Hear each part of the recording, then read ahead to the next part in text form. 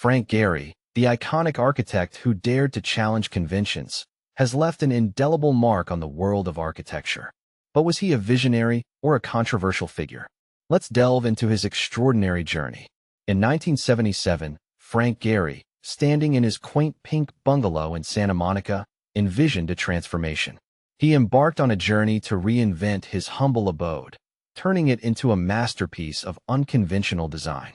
Using corrugated metal, raw plywood, and even chain-link fencing, Gehry created a labyrinthine sculpture that stood out in the cookie-cutter neighborhood.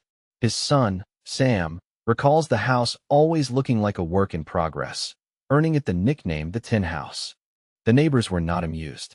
One, in particular, was so baffled by Gehry's creation that he complained to the city council. Lawsuits were threatened, but Gehry remained unfazed.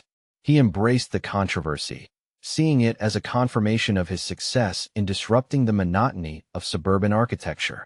This experience solidified Gehry's fascination with buildings that appeared unfinished, capturing a sense of perpetual evolution. The Gehry residence became a pilgrimage site for design enthusiasts worldwide. Even the lawyer who tried to stop him ended up copying Gehry's idea, building a house around the original. Gehry's cheapskate approach, as he called it, became his signature style, playful, rebellious, and unmistakably his own. It marked the birth of a new architectural era. Born as Ephraim Goldberg in Toronto in 1929, Gehry later moved to Los Angeles as a teen. He studied architecture at the University of Southern California and city planning at Harvard University. Despite working for various firms, including Victor Gruen and André Ramonde, Gehry's true passion lay in his own practice, which he established in 1962. For 6 decades, Gehry rebelled against the sterile minimalism of modernist architecture. He advocated for buildings that celebrated human emotion, movement, and surprise.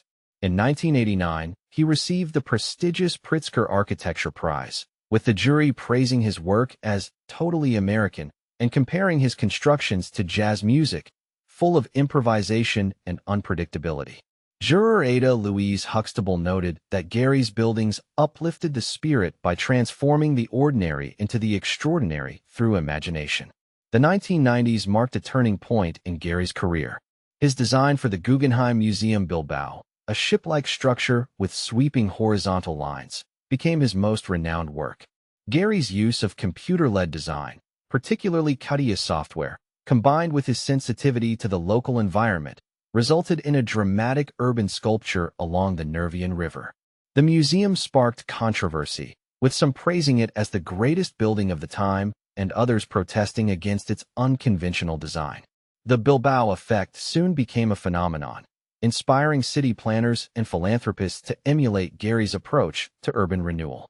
The museum's impact on the city's economy was significant, and it quickly became a symbol of world architecture, even appearing in the James Bond film, The World Is Not Enough. Gehry's genius didn't stop there.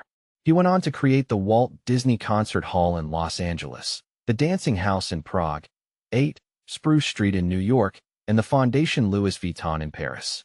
The latter, described as a cloud of glass, showcased Gehry's ability to blend technology and artistry, creating spaces that inspire and challenge artists. Gehry's legacy extends beyond his iconic buildings. He redefined what architecture could convey, treating structures as sculptural objects that capture light and air. His work reintroduced emotion, playfulness, and humor into a field often dominated by austerity and functionality. While some critics accused him of excess or creating tourist attractions, many agree that his buildings evoke a sense of joy and openness, forever pushing the boundaries of architectural expression. Maya Hoffman, president of the Luma Foundation, sums up Gehry's impact.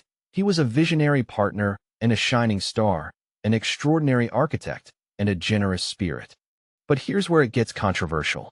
Was Gehry's work truly revolutionary, or did it merely cater to a new wave of architectural trends? Share your thoughts below.